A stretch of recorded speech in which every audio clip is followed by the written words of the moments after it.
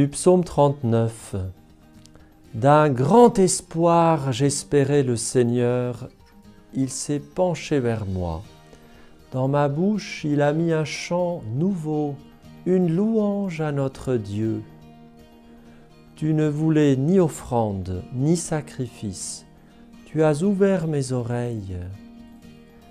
Tu ne demandais ni holocauste, ni victime. Alors j'ai dit, voici je viens.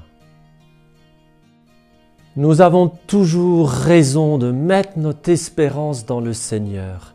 Et quand vraiment, du fond de notre cœur, nous mettons notre espérance dans le Seigneur, que nous espérons son intervention, que nous espérons son aide selon sa manière à lui, sans lui imposer une manière de nous répondre, le cœur du Père Céleste est touché.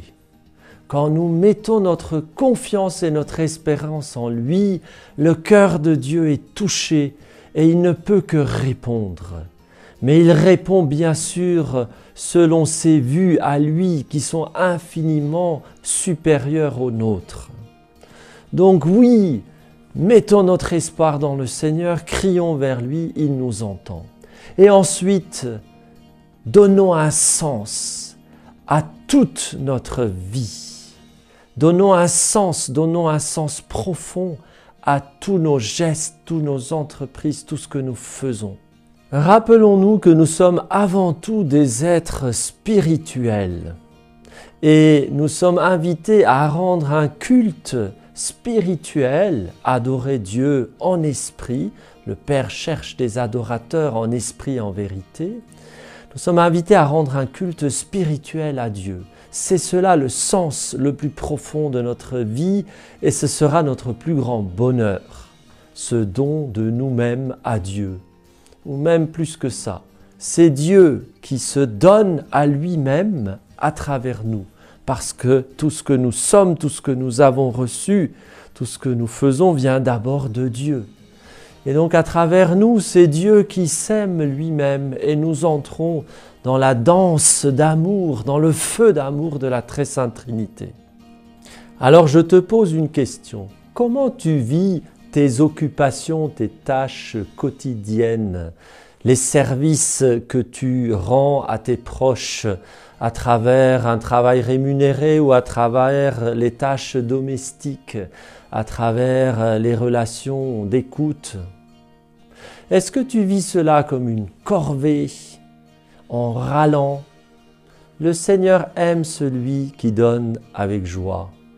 Est-ce que tu le vis comme une occasion de t'offrir toi-même en victime d'amour à Dieu à travers tes proches? C'est toi qui donnes la signification spirituelle à ta vie. Et je voudrais faire une petite comparaison.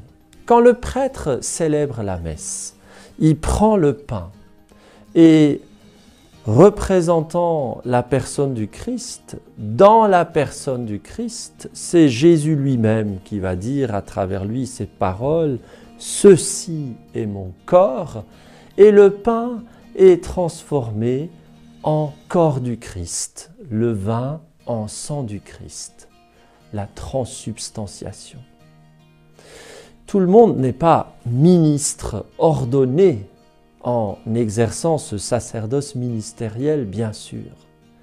Mais nous avons un sacerdoce baptismal. En quoi est-ce que je transforme ma vie et mes tâches quotidiennes?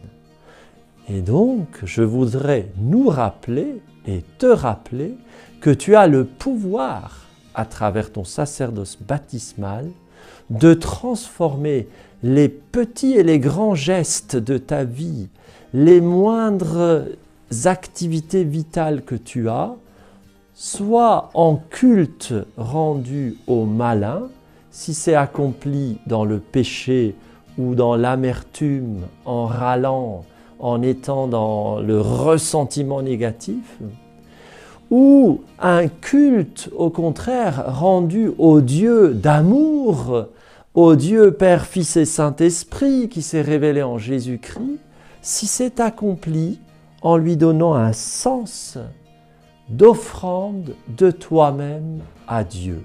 Tout peut servir pour rendre un culte au Dieu vivant.